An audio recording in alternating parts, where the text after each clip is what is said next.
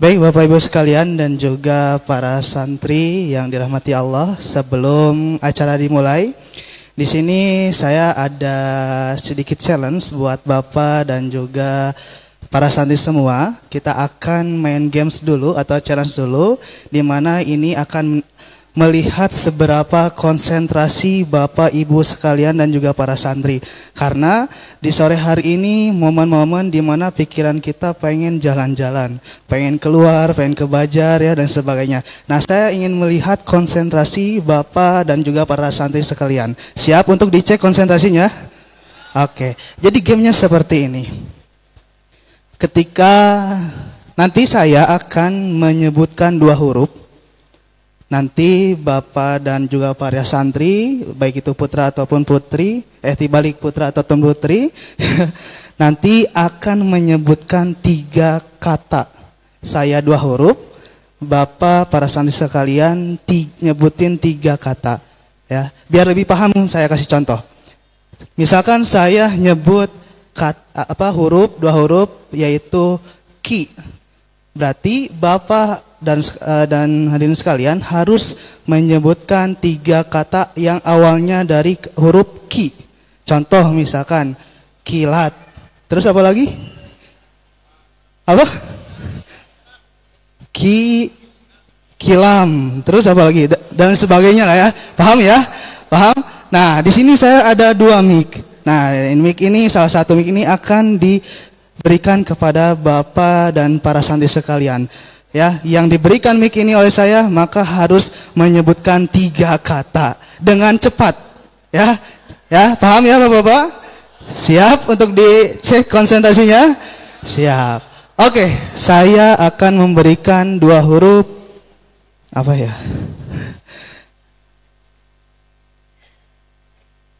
Ba. Oke, saya akan pengen ke Bapak ini. Nah, Pak, punten 3 kata dari ba. Apa aja? Ayo Mbak. Nyalin dulu Pak, maaf. Dari huruf ba, apa aja kira-kira katanya? Baitullah. Baitullah, Masya Allah. Terus apa lagi? Indonesia boleh baju. Baju, terus? Bagus. Bagus, alhamdulillah. Tepuk tangan untuk Bapak ini ya. Alhamdulillah, fokus ya. Oke, ini baru yang pertama. Kita lanjut lagi. Saya pengen semuanya kebagian. Oke, dari kata depan dulu ya. Dari kata si, Bapak punten, kata si, kira-kira 3 kata depannya si apa aja? Apa? Siput, terus sirip. Apa? Sirip. Terus satu lagi? Sikat. Oke, tepuk tangan untuk Bapak ini, alhamdulillah. Oke, semuanya pada bisa ya. Oke, saya pengen ke santri putra deh ya. Santri putra siap? Oke, saya pengen 3 kata dari huruf ma. Kamu ma, apa aja? Mandi. Oke, bagus. Mati. Ya. Terus manyun. Apa? Manyun.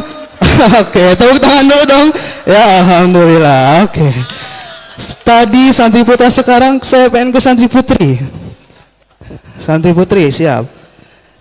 2 huruf dari saya. Huruf ci, kamu. Ci, apa aja? Apa aja? Ada gak? Cicak. Terus apa lagi? Cilok ada. Jangan-jangan suka beli cilok ini ya. Terus apa lagi? Cinta. Cinta ya. Tepuk tangan untuk santri putri yang ini ya, alhamdulillah. Oke, saya pengen ke bapak-bapak yang paling ujung deh ya. Oke, lewat sini aja. Oke, 2 huruf dari saya. Hurufnya Pak punten, huruf la. bikin 3 kata dari huruf la, Pak. Lapar. Lapar. Aduh, ini mah kode ya. Oke, terus apa lagi, Pak? Lalap. Lalap. Wah, sok lalap ya. Terus apa lagi, Pak? Latah. Apa? Latah. Latak. Oh, latah. Oke, tepuk tangan untuk Bapak ini. Alhamdulillah. Ya. Oke, siapa lagi ya? Ini semuanya pada fokus ya, pada tahu ya. Oke, saya pengen karena Santi Putra banyak, saya pengen ke Santi Putra lagi deh. Gak apa-apa bolak-balik. Oke, Santi Putra siap. Siap Santi Putra? Pada senyum-senyum ini ingin dipilih kayaknya nih.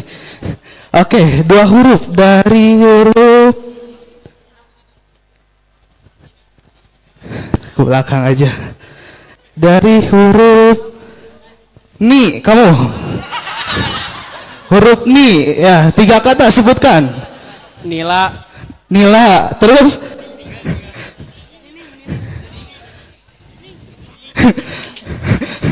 oke, jangan dikasih tahu temannya. Nilem. Nilem, oh, ikan nila, ikan nilem, terus apa lagi? Nitip. Apa? Nitip. Oh, nitip, alhamdulillah ya. Tepuk tangan dong. Alhamdulillah. Oke, ke sebelah sini yang paling pinggir. Saya pengen dari kata ku, kamu. Ku, apa? Kuda. Kuda. Oke, apa lagi? Kunci. Kunci, ya. Terus? Kuku. Kuku. Oke, alhamdulillah. Terima kasih ya. Semuanya pada bisa ya. Boleh tepuk tangan untuk kita semua? Alhamdulillah ya. Baik, kita langsung saja ke acaranya. Bismillahirrahmanirrahim. Assalamualaikum warahmatullahi wabarakatuh. Alhamdulillahirrabbilalamin. Amma ba'du. Alhamdulillah pada kesempatan di sore hari ini kita bisa berkumpul untuk melanjutkan kajian yang sangat luar biasa, yang sangat bermanfaat sekali untuk kita semua, yaitu tentang titik cinta dan kesatuan antara thariqah, yang insya Allah akan disampaikan oleh Profesor Dr. Haji Aji Thohir MAG. Dan namun sebelumnya saya di sini akan panggilkan terlebih dahulu moderator kita pada sore hari ini, kepada Ustadz Rizal Pauji MAG. Kepadanya kami persilahkan.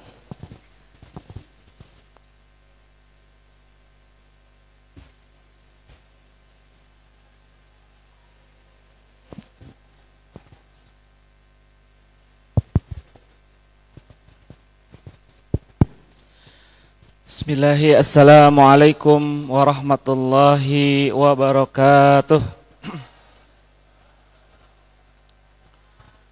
Alhamdulillahirabbil alamin. Wassalatu wassalamu ala asyrafil anbiya'i wal mursalin Sayyidina wa maulana Muhammadin wa ala alihi wa ashabihi fi kulli lamhatin wa nafasin adada ma wasi'ahu ilmullah, amma ba'd.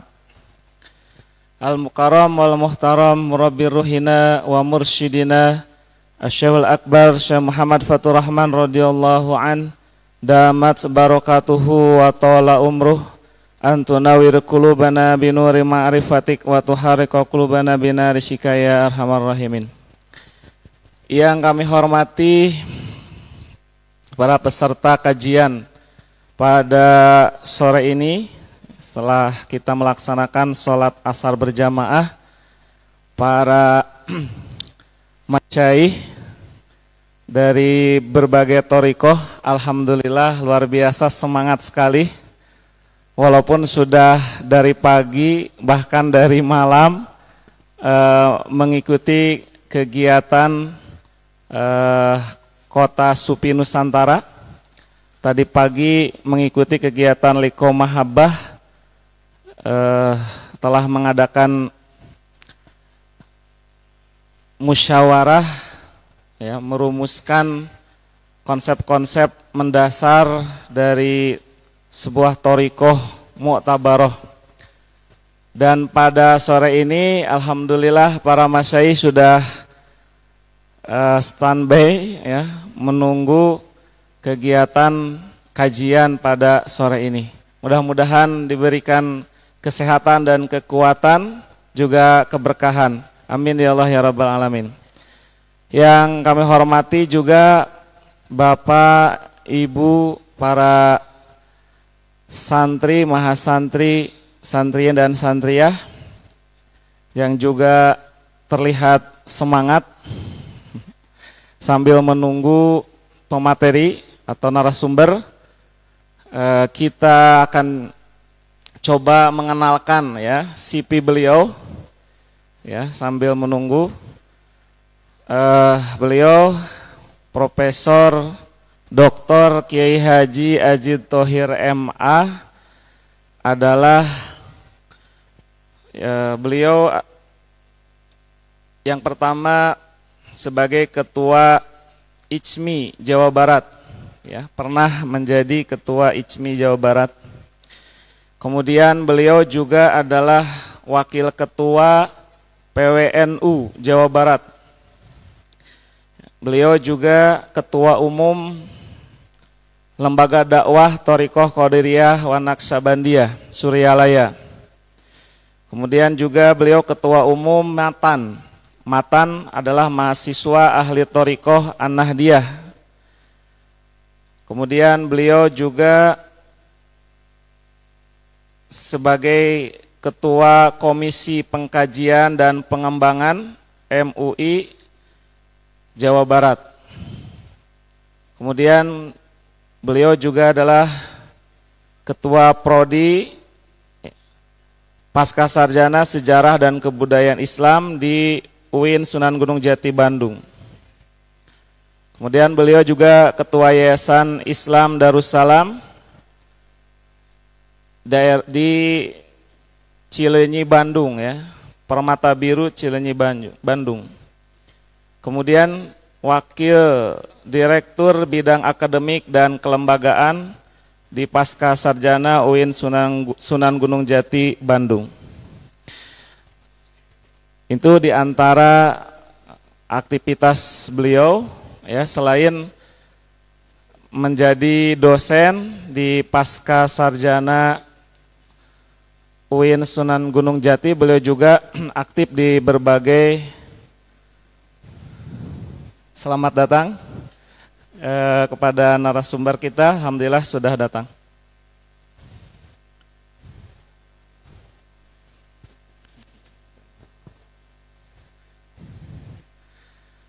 Insya Allah pada kesempatan ini narasumber akan menjelaskan tentang tasawuf, perkembangan ilmu tasawuf dan thariqah, sampai masuknya thariqah ke Nusantara, peran ulama sufi dalam menyebarkan Islam di Nusantara, ya, kemudian juga menjelaskan tentang salah satu asosiasi Jam'iyah Ahlu Thariqah Nahdiyah atau Jatman, bagaimana peran fungsinya, insya Allah akan dipaparkan oleh narasumber kita. Karena beliau tadi disebutkan dalam CV juga sebagai Ketua Umum di Matan, Jawa Barat, sehingga beliau insya Allah pakarnya ya dalam menjelaskan thariqah-thariqah di Nusantara. Judul pembahasan kajian pada kesempatan ini adalah thariqah mu'tabaroh dalam perspektif Islam Nusantara. Nah, Islam Nusantara ini konsep yang diusung oleh ormas Islam terbesar, Nahdlatul Ulama, di mana Nahdlatul Ulama memiliki jam'iyah tadi ya, Jatman ya, Jam'iyah Ahlu Thariqah Nahdiyin, Mu'tabaroh Nahdiyin. Dan kita mengetahui bahwa banyak warga NU ya, jamaah NU yang bertarekat, karena pendirinya Syekh Kiai Haji Hasyim Asy'ari, beliau dalam kitab risalahnya menjelaskan bahwa beliau bertarekat tarekat Ghazaliyah dan Junaidiyah ya. Sehingga alhamdulillah kalau kita lihat silsilah keilmuan dari Nahdlatul Ulama ini lengkap. Beliau berguru kepada Syekh Muhammad Amin Al-Kurdi, ya, pengarang kitab Tanbihul Qulub, ke Syekh Ahmad Jani Dahlan, ya, kepada Imam Al-Ghazali tadi sudah disebutkan, kepada Syekh Junaid Al-Baghdadi dalam bidang tasawuf, dan bidang fikih dan juga bidang akidahnya kepada Imam Asy'ari. Mari kita simak kajian yang akan disampaikan oleh yang terhormat Profesor Dr. Kiai Haji Haji Thohir MA. Kepada beliau kami persilahkan. Ya, panitia tolong ditampilkan PowerPoint. Ya, sudah.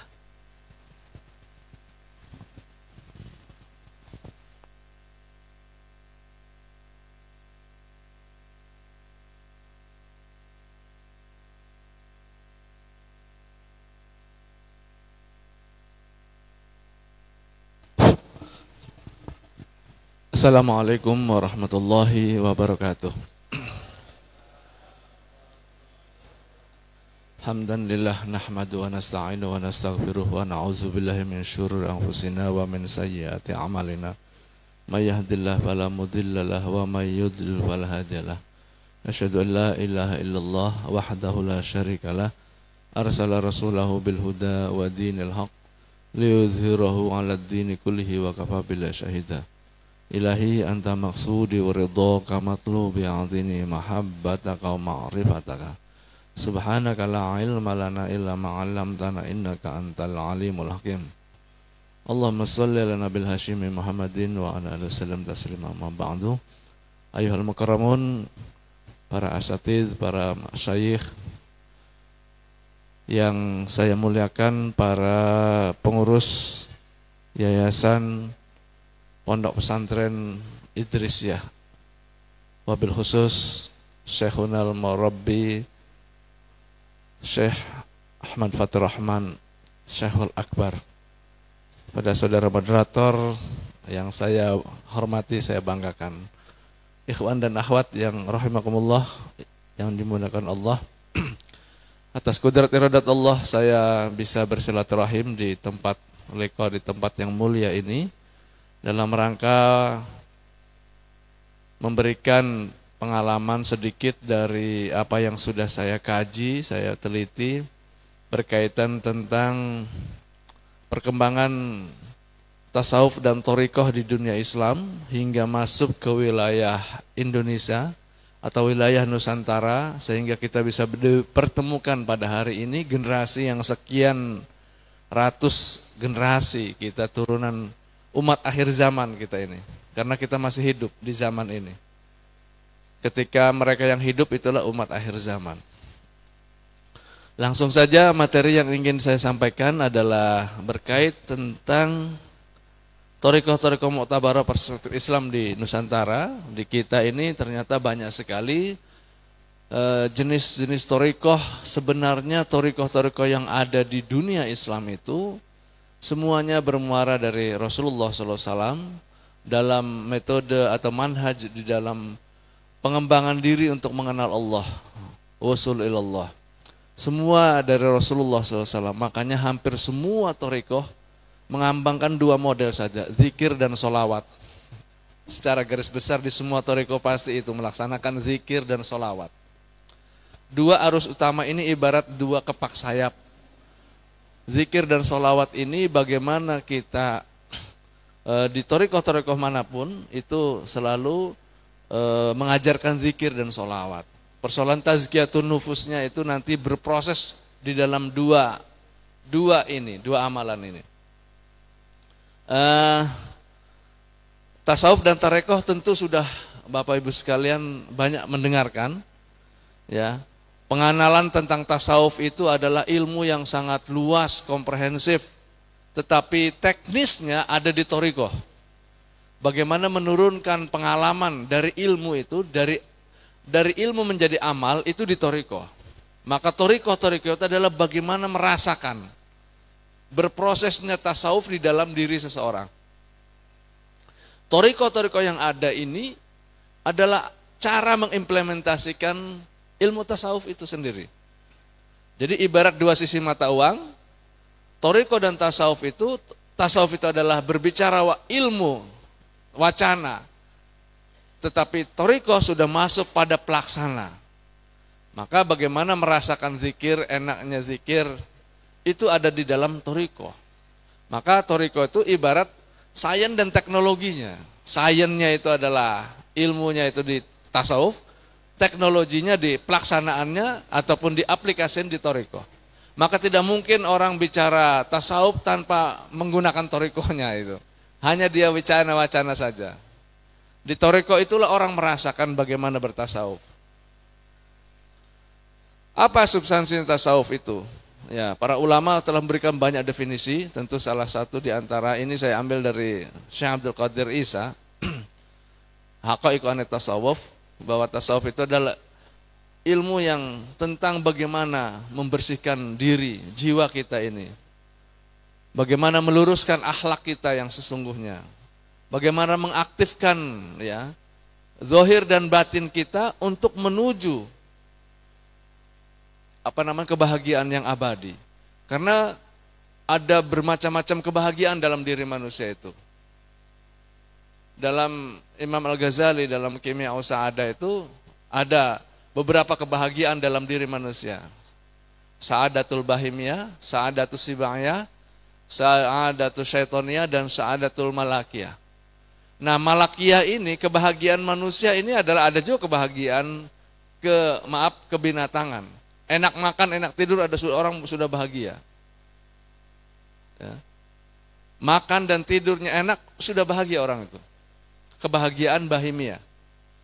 Ada juga dia ketika mendapatkan sesuatu, kekuasaan ataupun penaklukan, itu ada bahagia juga. Kebahagiaan binatang buas. Tetapi ini kalau dikembangkan berbahaya, maka diluruskan dengan akhlak dan tasawuf. Ada kebahagiaan syaitonia, tipu daya. Manusia kalau sudah melakukan tipu daya terhadap yang lain ada kebahagiaan juga. Itu jenis kebahagiaan yang syaitonia. Tetapi ada kebahagiaan malakiyah, bersifat kemalaikatan adalah ketika dia mendapatkan ilmu pengetahuan kebenaran dan merasakan kehadiran dengan Tuhannya. Nah, manusia itu, kata Imam Al-Ghazali, di dua kebahagiaan yang harus dikembangkan, bahimiyah dan malakiyah. Kalau bahimiyahnya ini sudah dapat kebahagiaan, enak makan, enak tidur, berarti sehat orang itu. Tetapi kalau kebahagiaan satu lagi, tidak hanya cukup itu, kalau malakiyahnya dikembangkan, itulah kebahagiaan yang utama. Zahir dan batin. Disinilah batinnya ini dikembangkan di thariqah. Wusul ilallah. Bagaimana merasakan nikmatnya, dekat dengan Allah.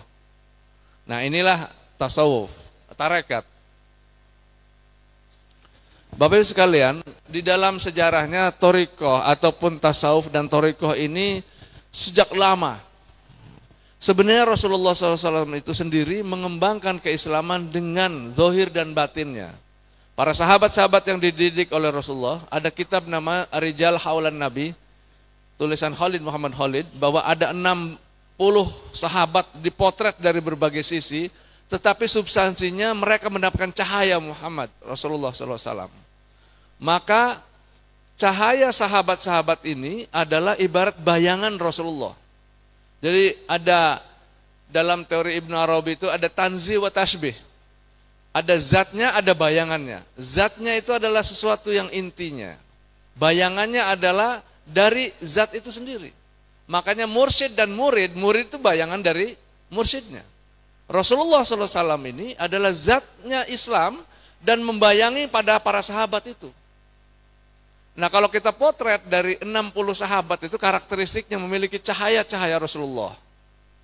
Maka kita mengambil cahaya Rasulullah SAW ini dari sahabat-sahabat ini.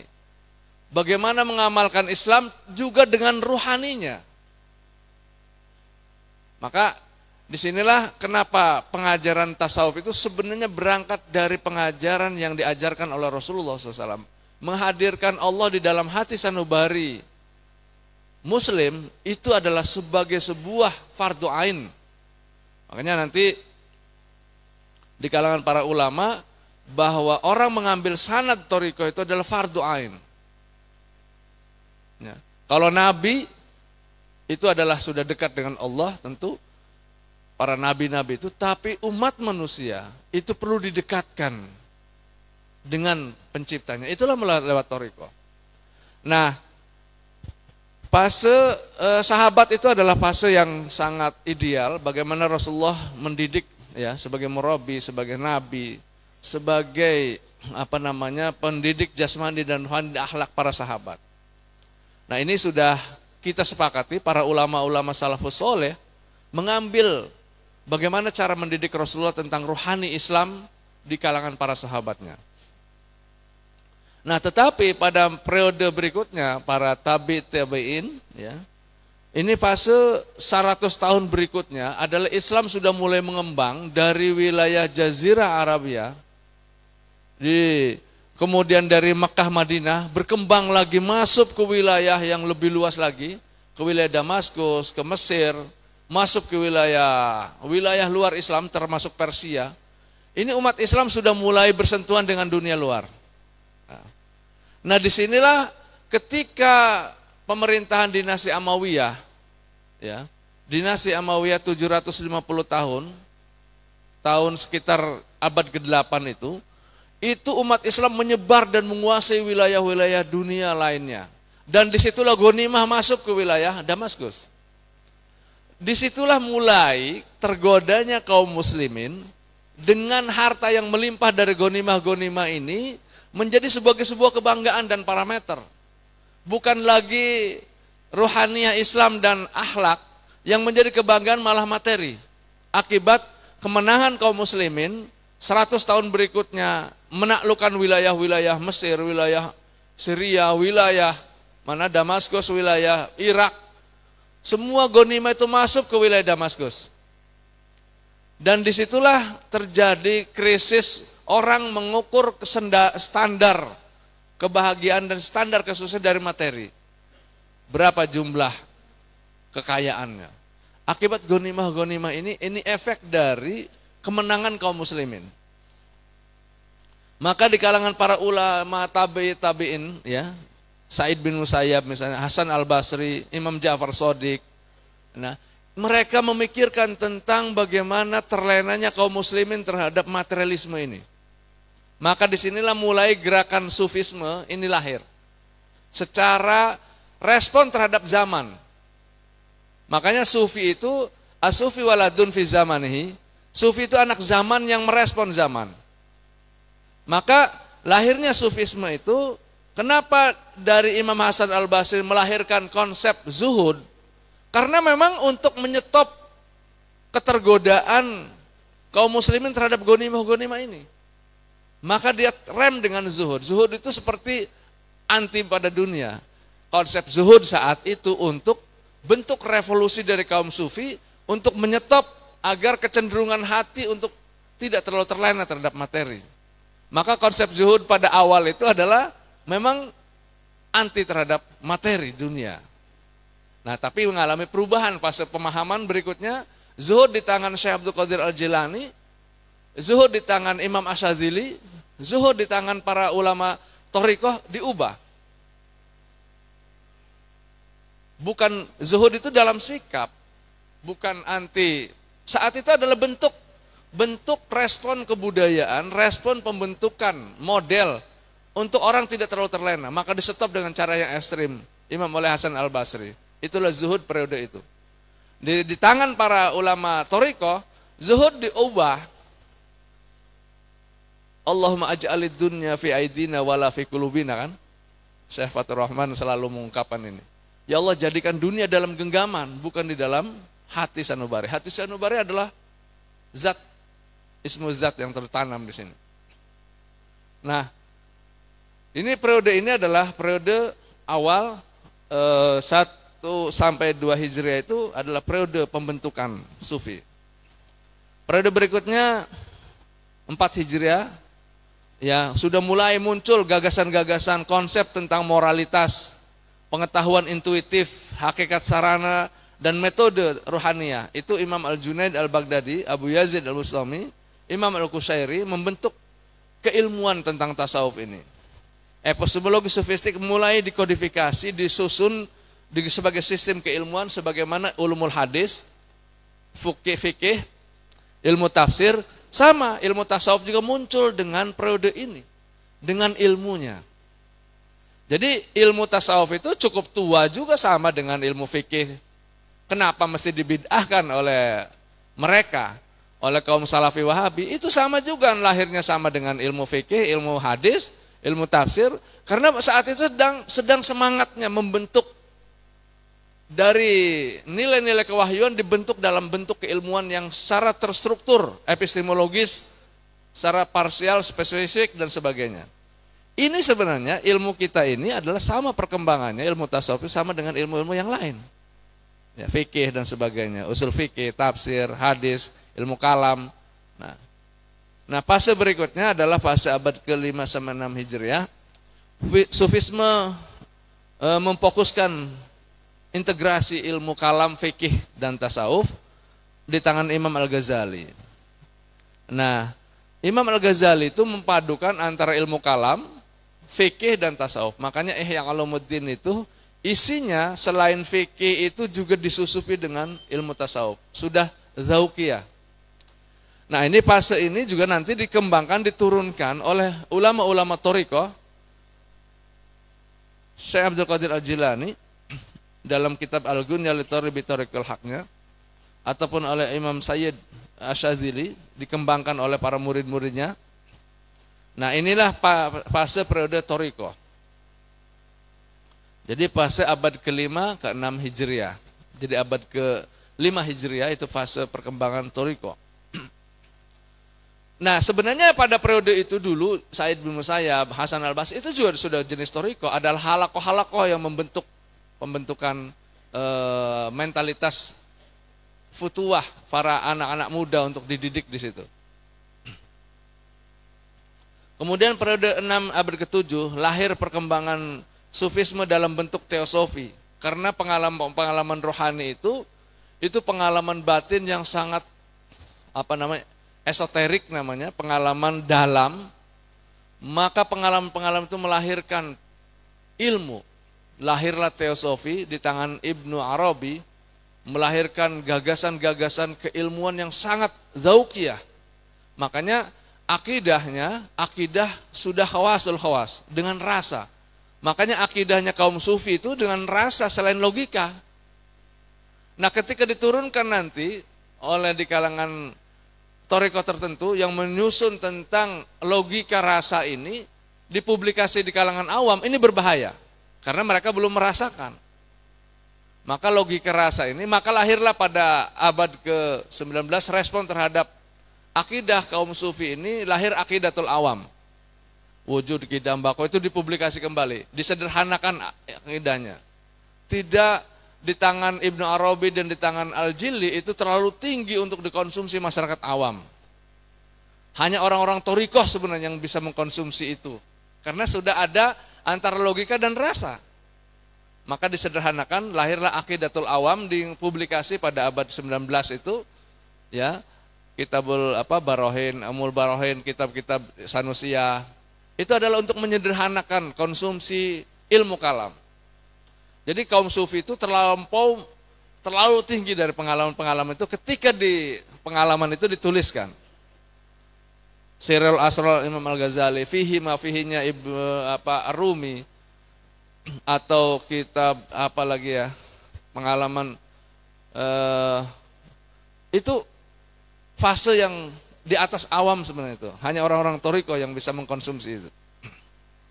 Nah, Wihdatul Wujud kemudian diserang juga oleh apalagi kaum Salafi Wahabi. Hikmah Isyraqiyah Imam Suhrawardi. Nah, fase berikutnya adalah berkembangnya tarekat-tarekat amaliyah, ya, yang muncul di kalangan para kesultanan Islam, baik di Turki Utsmani atau di Kesultanan Mughal. Kaum sufi masuk di kalangan istana. Karena apa? Kaum sufi ini orang-orang yang arif dan bijaksana, memberi nasihat kepada para khalifah atau sultan-sultan. Maka disitulah fase kaum sufi masuk di wilayah-wilayah kesultanan. Makanya Faruk As-Sirhindi, Syekh Faruk Al-Sirhindi itu adalah penasihat kesultanan Mughal di India, masuk di tengah istana. Dan macam-macam, termasuk juga Torekoh Bektasyah yang ada di Turki Utsmani, Kesultanan Turki Utsmani. Jadi kaum sufi masuk di dunia politik, menjadi penasehat para sultan. Karena ulama-ulama sufi itu dengan kearifan dan ketajaman mata batinnya itu memberikan kebijakan-kebijakan kepada para sultan. Jadi inilah kaum sufi itu dinamis, ada di mana-mana. Nah, sebenarnya kaum sufi itu ketika pemerintahnya zalim, pasti dia akan keluar dari istana. Tapi kalau pemerintahnya sedang merangkul, pasti akan memberi masukan. Jadi fleksibel.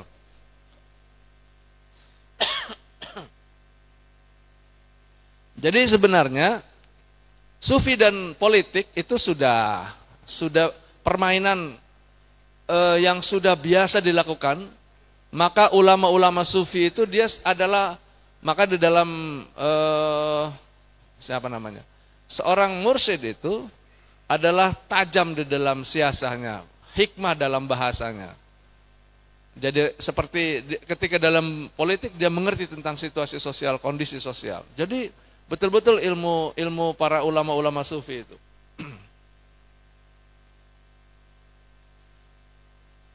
Nah, ini sufi dalam konsep masih di dunia sana. Kita bicara tentang Nusantara. Indonesia ini membentang dari berbagai pulau, berbagai suku, bahasa, kemudian masuklah Islamisasi di Nusantara. Islamisasi Nusantara itu kaum sufi. Karena seiring dengan perkembangan thorikoh yang ada di Timur Tengah, dengan zawiyah-zawiyahnya itu, masuk ke wilayah Nusantara, melahirkan istilah pesantren-pesantren. Jadi, pesantren itu adalah prototip dari zawiyah-zawiyah sufisme di sana, di Timur Tengah. Dari mulai Afrika Utara, dari Aljazair, Maroko, itu ada zawiyah-zawiyah sufi, sampai masuk ke wilayah Irak. Berdasarkan penelitian Ibnu Battuta, ya, Rihlah Ibnu Battuta, dia menulis ratusan zawiyah sepanjang dari wilayah Maroko, Tengger itu sampai wilayah Irak. Dan zawiyah-zawiyah itu adalah penanggung, pembina umat, atau disebut buffer state. Ketika negara kekhalifahan hancur 1258, maka zawiyah-zawiyah sufi itu adalah pengemban, pengayom masyarakat. Ini fungsi pendidikan. Bahkan dalam penelitiannya Syed Hussein Nasr, bahwa kaum sufi itu adalah ilmuwan yang mewarisi tradisi periode klasik. Karena ilmu-ilmu sains, astronomi, hadis, sampai tabib ke dokter, itu ada di kaum sufi, di zawiyah-zawiyah itu. Nah, seiring dengan perkembangan zaman, Islamisasi Nusantara, abad ke-13, mereka menyebar, kaum sufi itu masuk ke wilayah Nusantara. Lahirlah Islamisasi dengan cara sufisme. Maka di Jawa dikenal dengan istilah Wali Songo. Mohon maaf.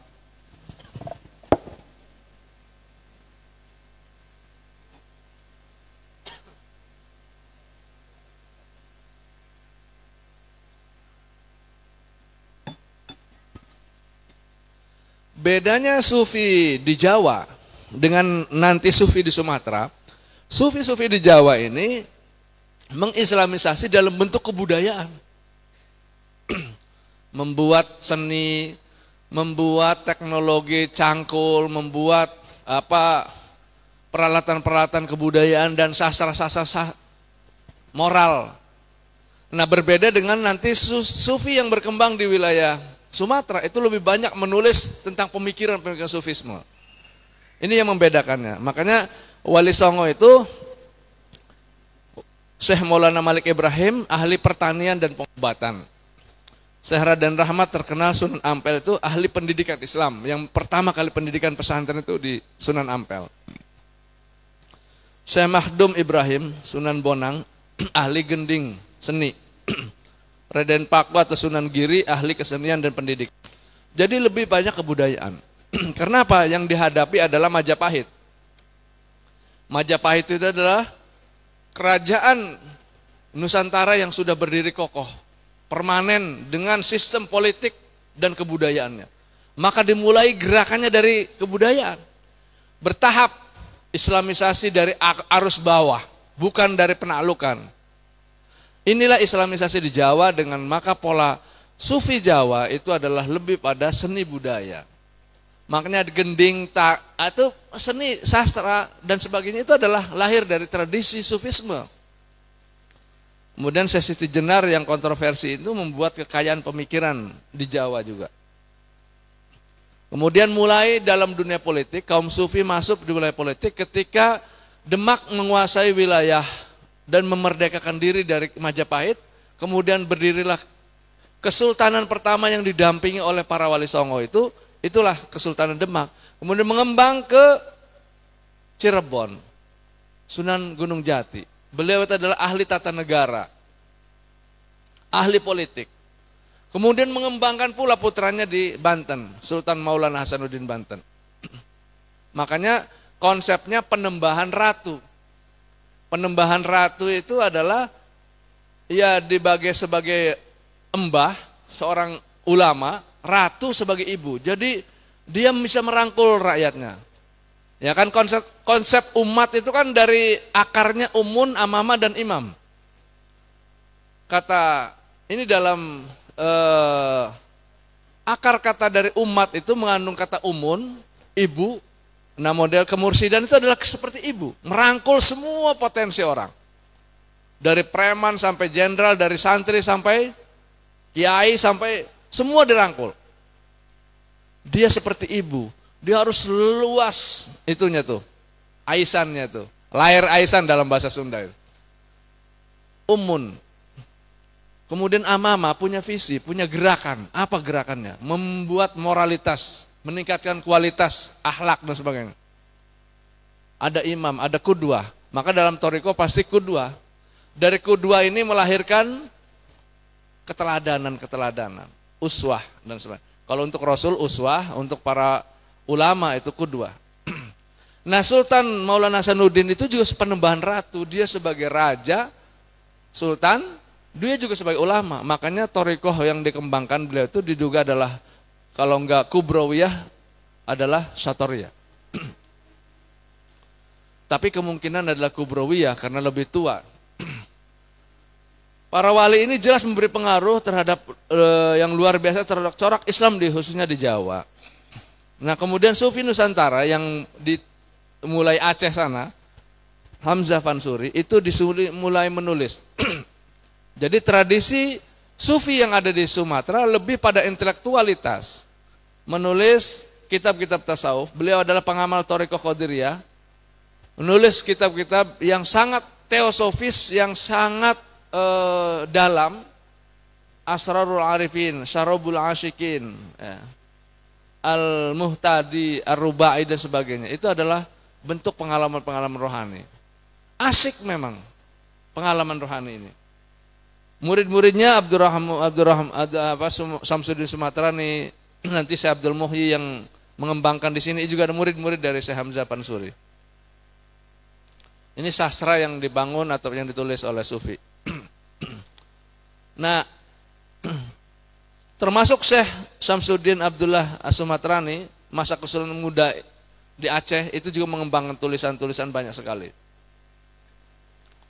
Nah ini Sufi, corak Sufi yang ada di Sumatera, Abdul Rauf Al-Fansuri, kemudian Syekh Yusuf Tajul Halwati yang ada di Makassar. Beliau sebenarnya mengembangkan juga di Banten, membadukan antara Thariqah Qadiriyah, Naqsabandiyah, Ba'alawiyah, Satoriyah dan Khalwatiyah. Yang sampai sekarang terkenal dengan Thariqah Khalwatiyah, Syekh Yusuf Tajul Khalwati. Penulis terkenal Zubdatul Asrar. Kami setiap bulan mengkaji juga kitab ini bersama Mursyid Puang Maka yang ada di Makassar, di Maros atau di Makassar. Itu mengkaji kitab ini, kitabnya Syekh Tajul Halwati. Luar biasa, sangat tinggi zauknya. Jadi sebenarnya sufi-sufi dimanapun, baik di Timur Tengah maupun di Nusantara, kualitasnya sama.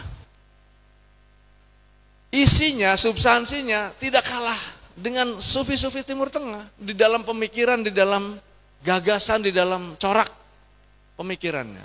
Jadi intinya substansinya manusia itu kalau sudah kena nur nubuwah, sudah terolah dengan nur nubuwah, cahayanya itu luar biasa.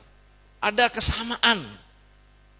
Membaca Zubdatul Asrar dengan membaca Insanul Kamil ataupun membaca yang lainnya itu ada korelasi dan kemiripan. Nah, pada abad 18 Syekh Abdul Samad Al-Palimbani inilah yang nanti yang menyatukan antara sufi Nusantara dengan sufi. Saya pernah ke Gresik itu di Patani, beliau juga dimakamkan di sana. Syekh Al-Palimbani itu inilah yang menyatukan. Jadi dulu ternyata sufi-sufi Nusantara ini selalu mengajar juga di sana, di Patani.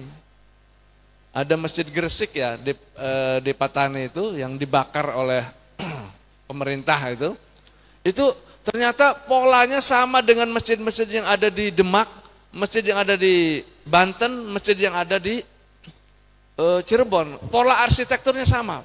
Sebelah kiri itu pasti toilet itu. Jadi selalu tempat air wudhu itu ada di sebelah kiri. Kalau menghadap kiblat begitu. Pasti tempat-tempat wudhunya. Hampir semua pola masjid yang dibangun pada abad ke-16 itu sama arsitekturnya. Polanya sama. Ada sumur di situ, ada tempat, itu berdasarkan ahli penelitian arkeologi, arsitektur. Jadi ada dulu pola yang sama. Maka ulama-ulama sufi Nusantara ini memberi pengaruh juga terhadap Patani, daerah Patani. Dan inilah ikatan rohani kita. Meskipun kita dibedakan oleh zona politik, tetapi ikatan rohani kebatinan lewat ini sudah bisa menyatu. Saya sudah menulis buku tentang studi kawasan dunia Islam. Meskipun kita ini disekat-sekat, etnologistik dan geopolitik, oleh geopolitik negara, wilayah, ada Filipina, ada Thailand, ada Singapura, ada Malaysia, ada Indonesia. Sebenarnya ini persaudaraan yang terikat di dalam rohani itu sudah menyatu sebenarnya. Kita seperti bukan asing lagi. Nah inilah yang nur nubuah yang tertanam di dalam masing-masing para salik toriko itu gampang sekali mengenalnya. Makanya liko mahabbah itu sudah sudah biasa. Apalagi yang satu sanad toriko itu seperti saudara. Makanya ada Sufi Brother itu, persaudaraan Sufi. Maka meskipun kita disekat-sekat oleh politik negara, Malaysia, Singapura, tetapi persaudaraan sufisme itu jauh lebih melampaui sekat-sekat politik itu. Maka contoh Syekh Abdul Samad Al-Palimbani, Syekh Ahmad Abdullah Al-Patani itu menyatu. Pengetahuan ilmu yang didapatkan oleh Syekh Abdullah Al-Patani masuk juga ke Nusantara oleh ulama-ulama kita. Jadi ilmu dan rohani ini pengikat wilayah Melayu. Makanya saya bilang etnolinguistik wilayah Melayu ini konflik-konflik negara, perbatasan itu negara, tetapi bisa diselesaikan dengan diplomasi budaya melalui orang-orang Toriko. Dulu orang-orang Malaysia, Singapura banyak sekali yang ke Surelaya. Sekarang banyak juga ke sini. Ini apa? Ada ikatan. Melayu itu dikuatkan oleh Toriko ini, tradisi Toriko. Nah, di Nusantara tidak kalah pentingnya Syekh Asad Al-Banjari menulis Sabil Muhtadin dan sebagainya. Oh ya, ini karena banyak materi ini, insya Allah langsung saja. Gerakan keagamaan baru di Indonesia ketika merdeka tahun 45, tahun 57 itu lahir banyak pseudo sufi. Pseudo sufi itu sufi-sufi gadungan, kebatinan, mengaku-ngaku dirinya sebagai spiritualis. Padahal dia tidak melaksanakan syariat. Maka disitulah awal gagasan lahirnya Jamiah Ahli Thoriqoh. Untuk menseleksi, untuk mengontrol amalia-amalia Thoriqoh supaya mendapatkan kemurniannya dengan amalan syariahnya. Karena meditasi-meditasi subud atau apa sajalah, dia mengatasnamakan spiritual, padahal bukan spiritual dari yang ajaran Rasulullah. Mereka banyak praktek-praktek kebatinan, perdukunan, klinik dan sebagainya. Akhirnya lahirlah Jamiah Ahli Thariqah Al-Mu'tabarah, An-Nahdiyah, ditambah itu tahun 53. Itu untuk mengontrol amaliyah orang-orang thariqah di Nusantara ini. Ini awal mula lahirnya Asbabul Wurud, dari lahirnya ada ikatan silaturahim Jamiah Thariqah. Nah, Jamiah Thariqah ini didirikan tahun 1957, tokoh-tokohnya adalah ulama-ulama dari pesantren, Wahab Asbullah, Kiai Bisri Sansuri, Idham Khalid. Ini adalah yang tetapi berkembangnya sejak awal sudah ada ikatan-ikatan para wali itu sebenarnya. Nah, Jatman ini adalah memperjuangkan implementasi syariat Islam, mencerminkan unsur lahir batin Ahlus Sunnah wal Jamaah, tentang rohaninya Ahlus Sunnah wal Jamaah. Di Syiah beda lagi. Meningkatkan amal batin, menuntut pengajaran ulama soleh, mengorganisir zikir thariqah dengan masing-masing metode thariqahnya. Nah, ini tasawuf mengembalikan jiwa manusia, tradisi kenabian, ajaran amaliyah, sistem pendidikan, rohaniyah, keseimbangan jasmani dan rohani. Maka inilah diterbitkannya di Jawa, itu ada Jamiah Ahli Thariqah Al-Mu'tabarah An-Nahdiyah. Ini akidah Ahlus Sunnah, asasnya penganut mazhab fikih yang 4, bertasawuf dari standar Imam Al-Junaid, Al-Baghdadi, Al-Qusairi, Hasan Al-Basri dan Al-Ghazali. Berthariqah bersanad pada salafus soleh, harus ittisalus sanad, ada sanadnya thariqah. Kalau enggak bersanad itu adalah ghair mu'tabarah. Nah, visi dan misinya terciptanya kondisi sosial masyarakat kebangsaan dengan rohani Islam, menggerakkan kepemimpinan, memangkat nilai-nilai rohani dan potensi masyarakat dalam bidang ekonomi. Alhamdulillah, Thariqah Idrisiyah ini memberi pelopor tentang gerakan rohani dan ekonomi. Kami melihat luar biasa, masing-masing thariqah punya maziyah tersendiri. Thariqah Suryalaya dulu pada awal tahun 80-90 itu mengangkat tentang persoalan sosial, narkoba. Bagaimana anak bangsa Indonesia kena wabah narkoba. Suryalaya memberikan solusi dengan zikir. Nah, di sini beda lagi zamannya, Idrisiyah mengambil peran tentang ekonomi. Yang lainnya mungkin peran-peran pertanian, ya, seperti Tijani di Garut dan sebagainya. Nah, sekarang ini pasca reformasi ada ancaman ideologi luar, ada neoliberal, ada sosial demokrat, ada Islam radikal, ada neokomunisme. Ancaman negara kesatuan Republik Indonesia ini terancam, Aswaja Ahlus Sunnah wal Jamaah, NKRI, Pancasila dan UUD 45 ini terancam oleh adanya ideologi-ideologi luar. Maka thariqah itu adalah menjadi minyak Ahlus Sunnah wal Jamaah. Ahlus Sunnah wal Jamaah tanpa ada thariqah tidak kuat. Di thariqah itu ada tawasul, ada istighosah, ada kebersamaan, zikir bersama dan sebagainya.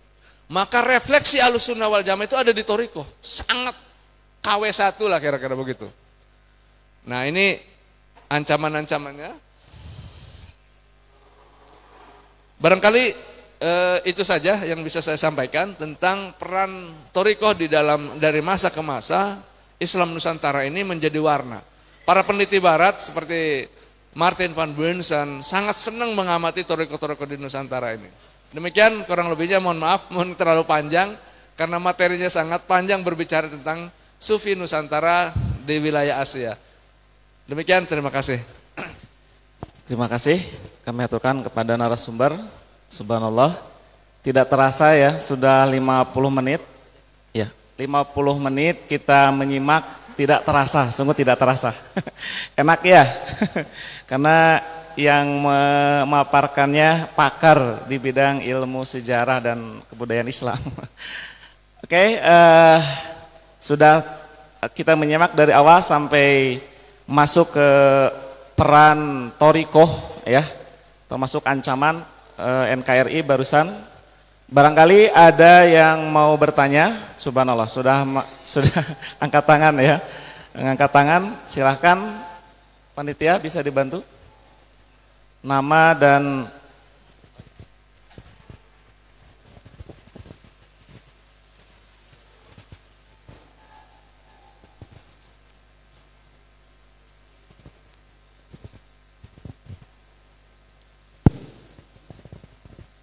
A'udzubillahi minasyaitonir. Bismillahirrahmanirrahim. Assalamualaikum warahmatullahi wabarakatuh. Saya dengan Muhas dari Cipondoh, Tangerang atau Banten. Pak Kiai mohon bertanya tentang torekoh dan antara sufiah ataupun tasawuf. Dalam pencarian Tuhan itu kan ibarat perahu dan lautan ya. Karena kita itu butuh torikoh ya untuk menuju perjalanan tersebut hingga untuk bisa wusul kepada Allah Subhanahu wa taala. Yang saya tanyakan, kita akan harus ikut torekoh bermutabaroh ya, berarti ada goer mutabaroh. Nah gitu, gimana caranya kita ini bisa usul ke pencari Tuhan atau usul kepada Allah itu dengan torekoh yang bermutabaroh ya. Terus gimana kepada orang-orang yang belum bisa ikut torekoh mutabaroh atau ikut masuk torikoh, dan apakah itu golongannya golongan goer mutabaroh atau sejenisnya. Dan kedua, dalam torekoh itu kan ada kalimat thayyibah. Saya mohon paparannya dari Ustadz ya atau Kiai.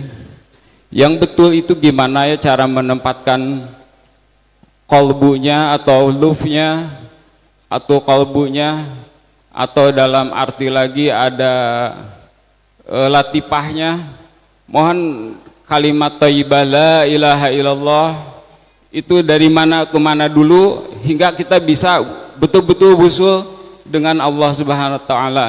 Mungkin itu aja yang bisa saya sampaikan. Mudah-mudahan bisa berguna buat saya sendiri. Kurang lebihnya saya minta maaf atau mohon ampun. Wabillahi taufiq wal hidayah. Wassalamualaikum warahmatullahi wabarakatuh. Oke, terima kasih. Pertanyaannya Pak Nuhas. Ya. Kita tampung dulu. Silahkan dari kayaknya dari Ahwat ada nggak? Nggak ada.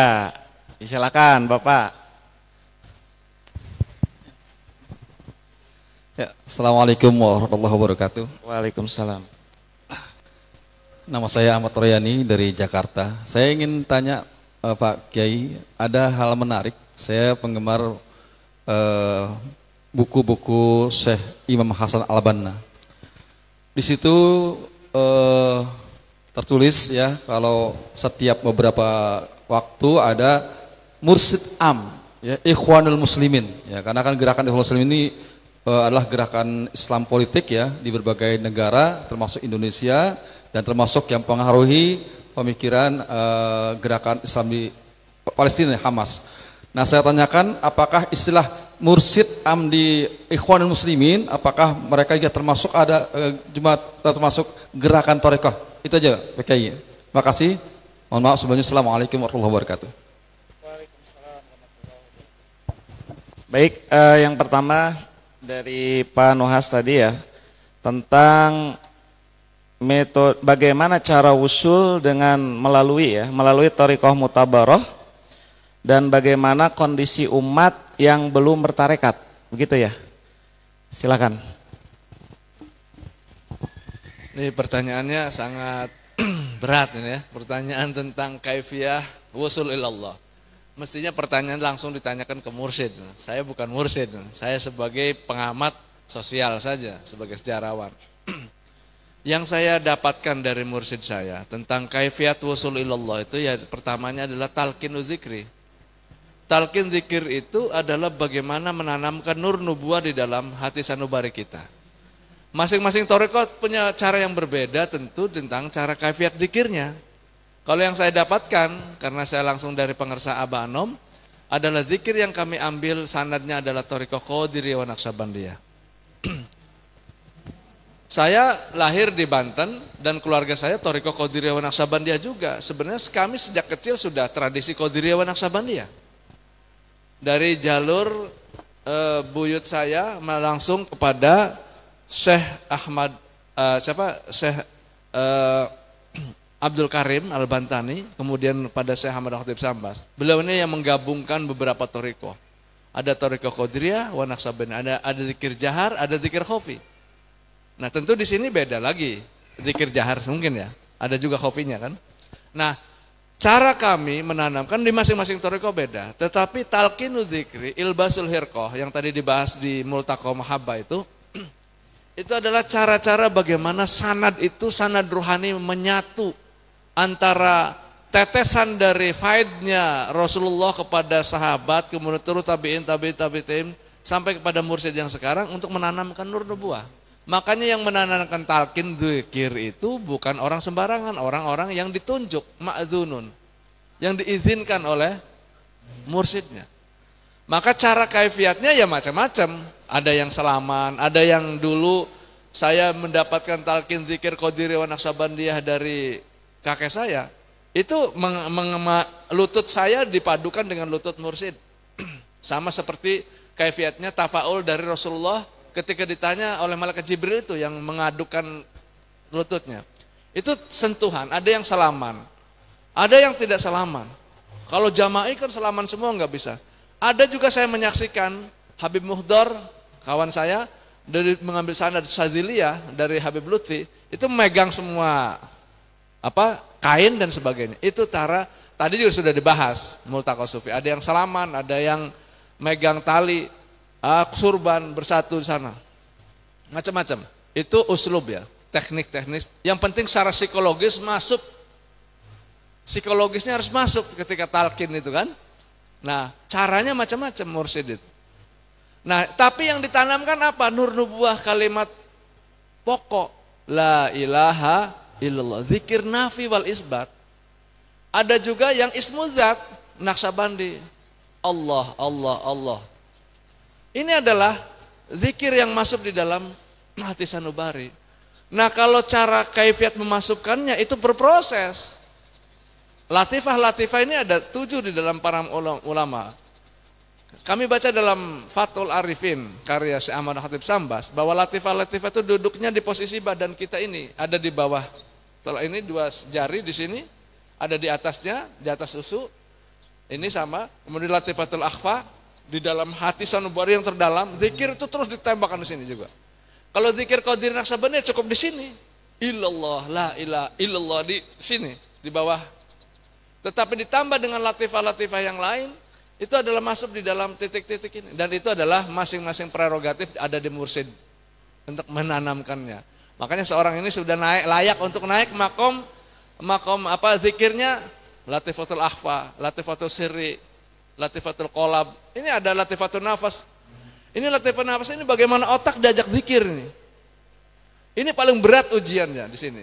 Setahu saya karena mengalami juga waktu dibina oleh pengersa guru saya, latifatul nafas ini antara akal orang. Ini bisa seperti benar tapi hakikatnya belum tentu benar.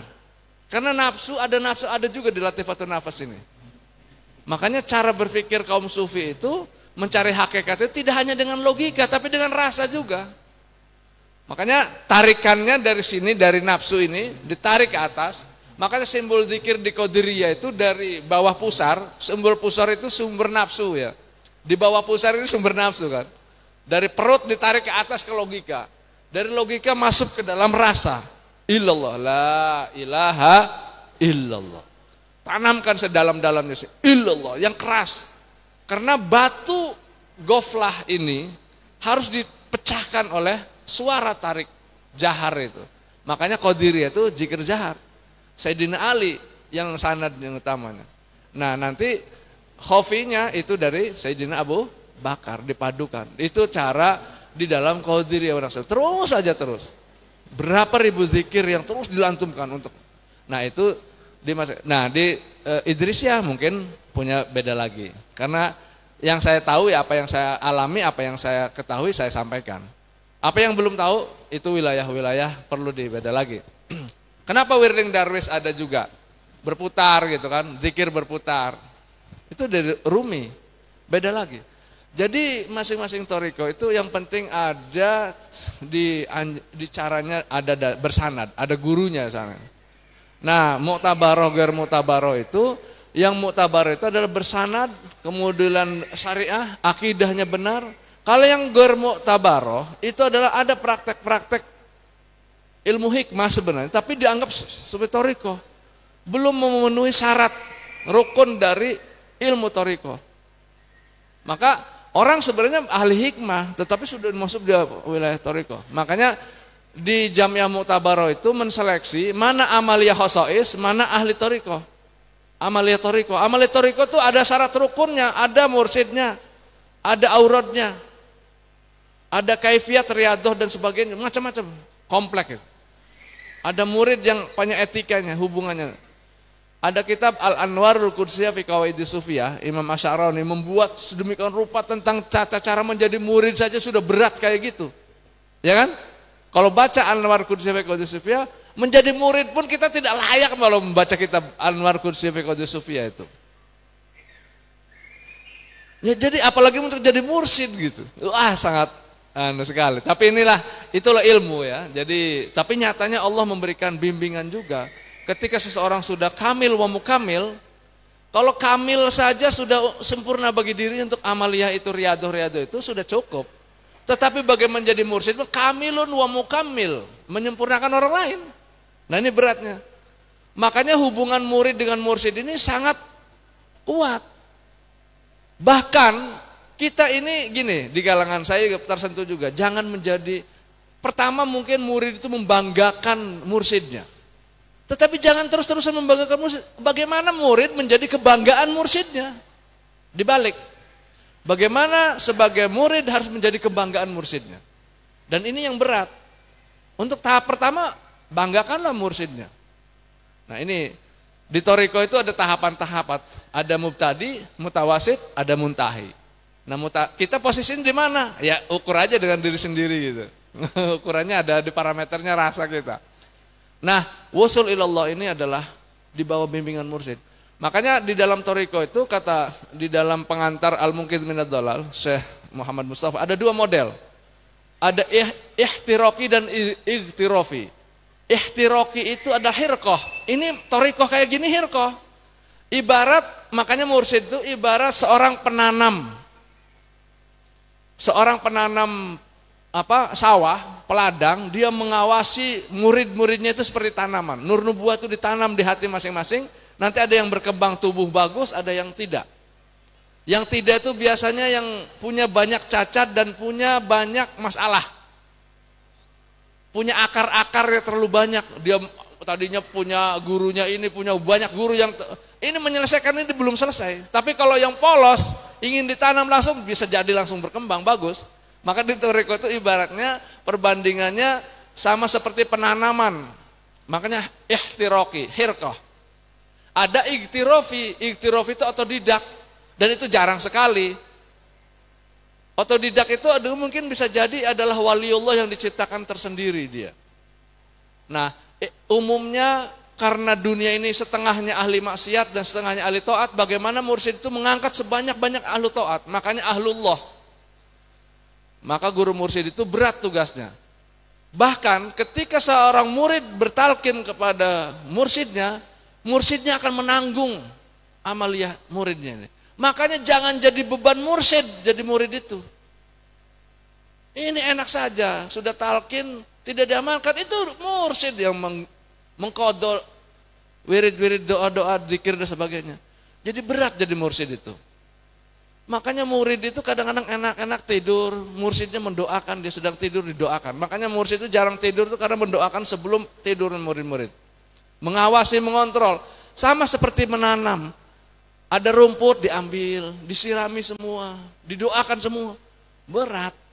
Seperti Rasulullah SAW, tugasnya mendoakan para sahabat dan sebagainya pada zaman. Nah ini di dalam dunia toriko ini dunia yang sangat unik sebenarnya. Persaudaraannya Sufyan.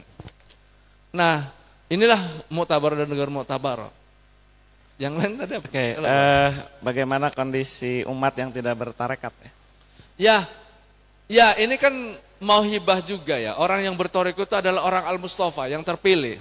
mendapat panggilan. Tadi sudah dikatakan Allah rindu sebenarnya kepada si hamba itu, maka si hamba itu tertarik untuk masuk thariqah, mau mengamalkan zikirnya. Kalau tanpa pemberian Allah, hidayah Allah, orang masuk thariqah sulit sekali. Diajak di logika, para profesor diskusi banyak tentang tasawuf, sudah ngerti ilmunya, tetap belum tertarik di dalam thariqah. Tapi orang awam bisa jadi saya kebita, ningali tenang hidupnya, langsung lama thariqah. Mereka yang berilmu kadang-kadang mahjubun bi ilmihi. Pertimbangannya banyak, ini udahlah, makanya dulu cara itu mengalir saja. Siapa yang tertarik itulah al-mustafa, orang yang terpilih. Makanya sangat bersyukurlah orang yang sudah masuk thariqah dan tertarik dengan thariqah, itulah orang-orang yang terpilih. Dakwah thariqah itu tidak bisa dipaksa-paksa. Beda Satu lagi, dengan Prof, gitu. Satu pertanyaan lagi tadi tentang Ikhwanul Muslimin ya.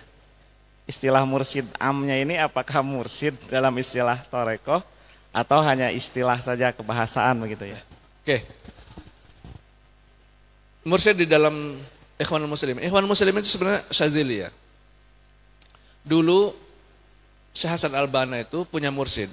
Mursyidnya sudah melihat bahwa ilmu yang dikembangkannya akan membahayakan bagi dirinya. Karena revolusi di Mesir itu. Tetapi itulah urusan mereka. Jadi mursyid am itu mursyid politik sebenarnya. Mursyid politik, gerakan politik. Karena Ikhwanul Muslimin ini menggunakan thariqah, makanya ada liko itu konsep sufi kan. Liko, talaki, pertemuan, multaqo. Itu kan konsep-konsep sufi digunakan oleh gerakan revolusi Hasan Al-Banna dengan kawan-kawannya. Nah, yang disebut mursyid am itu adalah mursyid politik gerakan. Makanya HTI dan sebagainya bercabang dari Ikhwan Muslimin. HTI. Tahu HTI? Hizbut Tahrir. Itu kan dari sanad-sanadnya sempalan dari Ikhwan Muslimin. Makanya dianggap ancaman bagi ideologi kebangsaan Nusantara Indonesia. Karena ini adalah berkiblatnya ke sana. Imamnya di sana. Padahal di sini Indonesia sudah punya wilayah politik, wilayah administrasi. Ya mestinya ke sini taatnya, jangan ke sana. Nah kemarin itu sering disalahgunakan Palestina itu untuk sebenarnya kiblat ke sana, politik ideologi untuk tidak. Padahal di kita banyak yang kekurangan, kemiskinan kan gitu. Kecuali kemarin yang Gaza yang terakhir diinvasi oleh itu memang kita juga sangat terenyuh. Tapi dulu misi mereka tentang Palestina jauh-jauh sebelum itu sebenarnya untuk mengarahkan kiblat tidak poros fokus di Indonesia. Ini politik. Terima kasih. Oke, subhanallah. Terima kasih. Jawaban yang luar biasa. Akan tetapi waktu yang membatasi kita, maka apabila bapak-bapak ingin mengadakan kegiatan halakoh ataupun kajian, mengundang Prof ya, silahkan hubungi panitia untuk bisa minta nomor kontak dan sebagainya. Terakhir sebelum tutup akan ada penyerahan cenderamata yang akan diserahkan oleh Direktur Pendidikan Tinggi Disya Foundation pada yang terhormat Ustadz Asep Deni MPD, kami persilakan.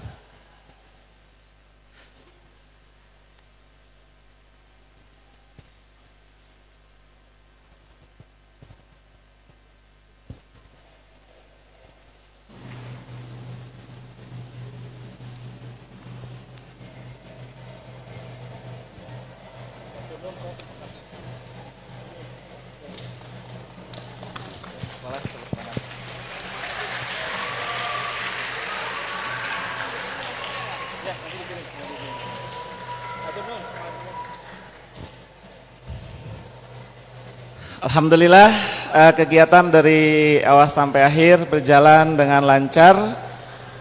Mari kita tutup kegiatan kajian pada sore ini dengan bacaan hamdalah bersama-sama. Rabbil alamin dan kifaratul majlis. Hasbunallah wa ni'mal wakil, ni'mal maula wa ni'man nasir. Subhanakallah bihamdik asyhadu an la ilaha illa anta astaghfiruka wa atubu ilaih. Terima kasih sekali lagi kepada narasumber. Mudah-mudahan beliau disehatkan panjang usia sehingga kita dapat berjumpa kembali dalam event-event kajian selanjutnya. Itu saja, mohon maaf apabila ada kekurangan. Wabillahi taufiq wal hidayah. Assalamualaikum warahmatullahi wabarakatuh.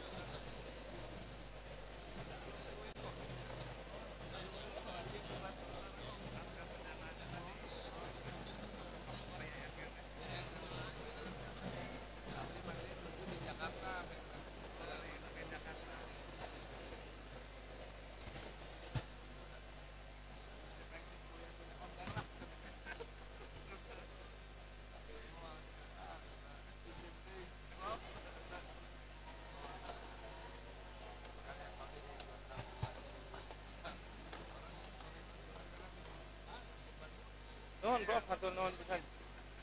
Hatur nuhun pisan. Lanjut. Masih ada lanjut masih di sini atau lanjut? Yang recall besok ya masih lanjut. Besok masih lanjut. Ini bareng lama.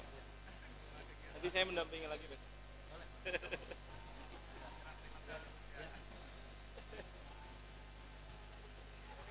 Ini.